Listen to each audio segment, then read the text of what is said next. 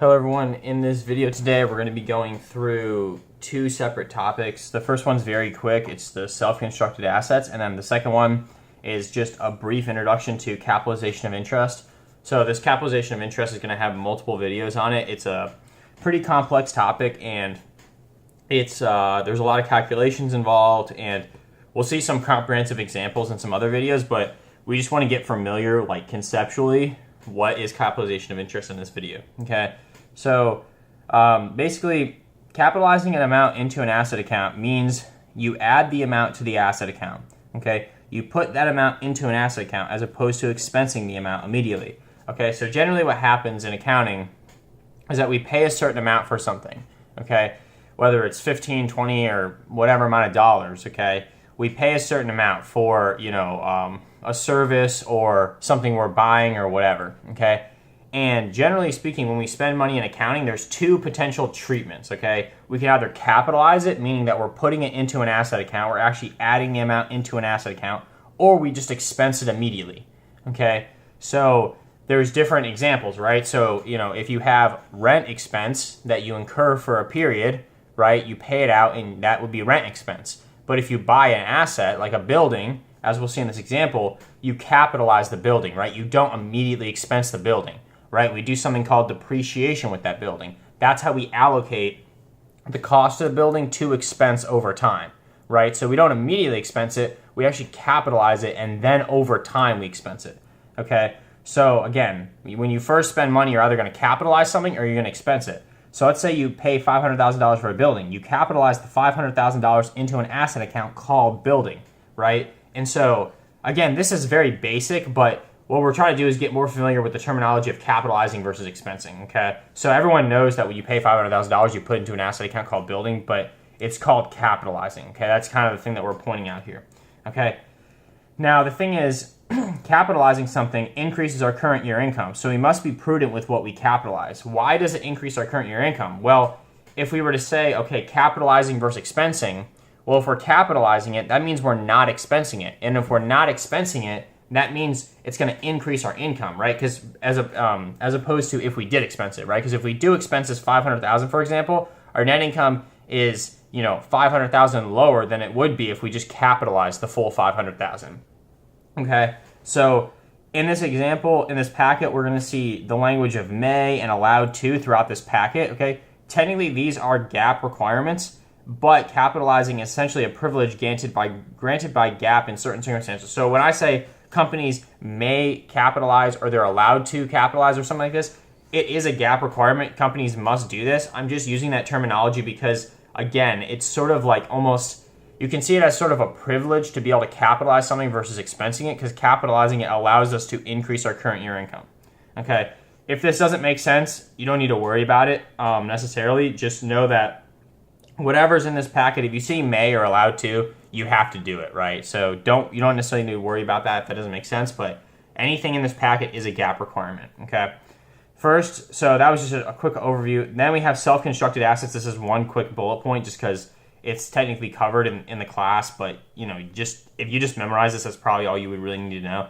Self-constructed assets, they're assets produced by a company for their own use, okay? And companies should capitalize all direct materials and direct labor along with a pro rata portion of fixed overhead costs, okay? If you just knew that, basically that's the extent of which you would probably need to know for that topic, okay? Then we get down to capitalization of interest, which is the harder topic.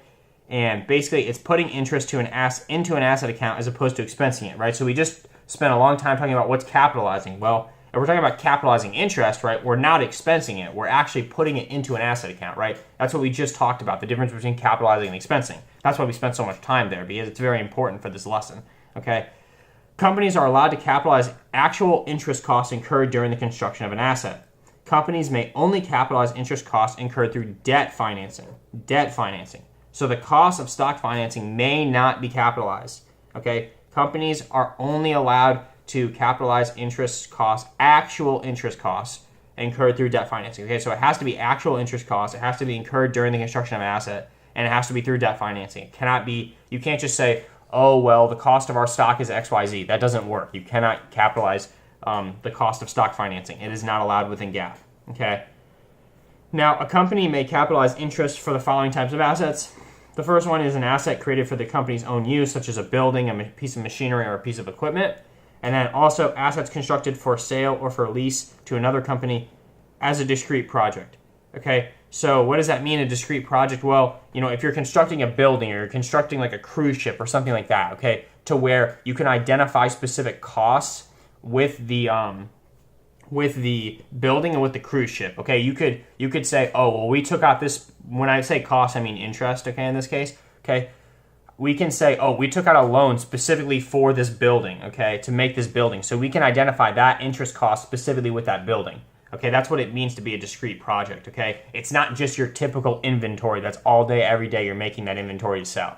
Okay, it's different than that. Okay, so so basically your inventory all day, every day, if you had just like, if a company was mass producing, basically lemonade or something like that, right? Like that would not be eligible for interest capitalization because that's just the inventory, and there's no way to identify, even if the company has debt outstanding, there's no way to identify, oh, we incurred 5 cents of interest on this lemonade and we incurred this much interest on this lemonade. Like it's just not really feasible. And so GAAP does not allow you to do that, to capitalize it for those non-discrete projects, such as like normal inventory.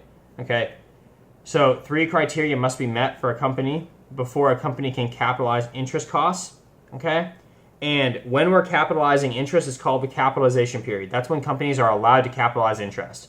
Okay, so basically 3 criteria must be met. The criteria are expenditures for the asset have been made, activities to ready the asset for its intended use are taking place, and then interest cost is being incurred. Okay, so before we can capitalize stuff, we have to meet all 3 of these. And then once these 3 criteria, even one of them, if one of them stops being met, we stop capitalizing interest at that specific moment. Okay, so as soon as all 3 are not met, we can no longer continue to capitalize interest. Okay, so that is just the first page, just a quick introduction. Let's go ahead and go through the second page here of this topic. So now we're going to talk about something called the concept of avoidable interest and actual interest. Okay, so this topic, actual interest, we've talked about before. We will review it a little bit, but avoidable interest is new. So avoidable interest is the amount of interest a company could theoretically avoid if the company had not made payments for the asset it is constructing. Okay, and this topic of avoidable interest, it relies on a concept known as the weighted average accumulated expenditures, the WAAE, which is discussed in the next little set of facts here. Okay, so basically this avoidable interest, okay, we will see some problems with this in other videos. It'll make more sense then, but basically it just means that, if the company didn't make any payments to construct this asset, how much interest would they theoretically be able to avoid? Okay, and we'll go through that a little bit more in future videos, but it's a little difficult to understand without the problem, but just to give a quick definition for now.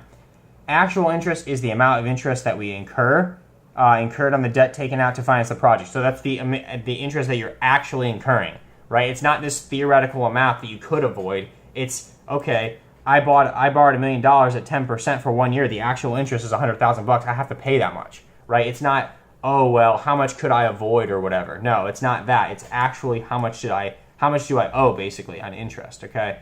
And again, actual interest is not unique to this type of a problem, meaning a capitalization of interest problem, okay? So a lot of times students get confused because they see all these things and there's a lot going on, and understandably so, okay? There is a lot going on. But remember, actual interest itself, this is something that we do in many contexts, right? We do this within notes receivable. We do this within notes payable. We do this within many contexts, right? Just calculating interest itself, right? We're not doing anything. This is not anything specific to this topic. So don't freak out and get it confused, right? Actual interest is literally just the principal times the the interest percentage, right? That you had to make payments at times the fraction of the year, right? So in this case, it would be $1 million times 10% times 12 over 12 because it's the full year. Okay, so don't freak out about that. It's not too bad. You just have to remember, okay, it's just normally calculating interest. Okay, then companies must capitalize the lower of avoidable and actual interest. The amount of interest capitalized is shown on the balance sheet, right? Because if we capitalize something, we show it on the balance sheet, we put it into an asset account, that means it's shown on the balance sheet. The difference between the amount capitalized and the total interest is expensed on the income statement. okay? And we just want to note that now, and we'll see how that plays out later, okay? Then we have the WAAE, the weighted average accumulated expenditure. This is the expenditures made to construct an asset multiplied by the number of months out of 12 that the expenditure can incur interest, okay? And again, we'll see that in some problems. Interest, let's just get through a couple other things, and then we're gonna shoot some other videos that have problems, okay? Interest rates for interest capitalization. We have the specific borrowing interest rate. This is applied to the WAE that is less than or equal to the amount of debt specifically borrowed for the project. Okay. And then we have the general borrowing interest rate applied to the WAE that is more than the amount of debt specifically borrowed for the project. This rate is a blended or weighted average rate of all other outstanding debt other than the debt specifically incurred to fund the project. The formula to solve for the general interest rate is as follows. Okay, so we have weighted average interest rate is the total interest over the total principal. This is going to be covered. This is somewhat confusing, obviously, and so we have an entire problem that we're going to go through for literally just this specific topic, okay, just because it is kind of confusing. So if this makes no sense, that's fine. We're going to have a follow-up video, and after that video, it should make perfect sense, okay? Then other miscellaneous topics related to interest capitalization. If we have expenditures for land, okay, if a company purchases a piece of land with the intention of constructing a building on it, the interest cost associated with the payments made for land is capitalized into the building and not the land. Okay, this means that if you buy a piece of land, okay, let's say you buy a piece of land for $100,000 or something, okay, if you actually are going to make a building on that land, you're going to construct a building on that land, if you incur interest cost on this $100,000, then you actually capitalize that interest cost into the cost of the building. You do not capitalize it into the cost of the land, okay? And this is also included in one of our problems as well, okay? But that's basically what it means. It's not too hard to understand. It's just, it seems a little weird conceptually, but it's just sort of a gap requirement that we have to do, okay? Interest revenue, companies should not net the interest revenue earned from investing idle funds against the interest expense incurred from borrowing. So if you borrow some money and you have some excess funds and you decide to invest those in securities and then you make some interest revenue, okay, you cannot just like net that against the interest expense that you incur from the borrowing itself, okay? So that's basically the end of this topic. If there are certain things that didn't make sense, that's fine. This is a complex topic, and this is literally just our first introduction video. We're gonna have a couple of follow-up videos with problems, and when we go through those problems, we're going to go through those relatively slowly, and that way we can learn this topic inside and out. This is one of those topics that you really just have to do the problems to be able to understand, because just reading it doesn't make a ton of sense. Okay, so that's the end of this topic, and I hope that was helpful.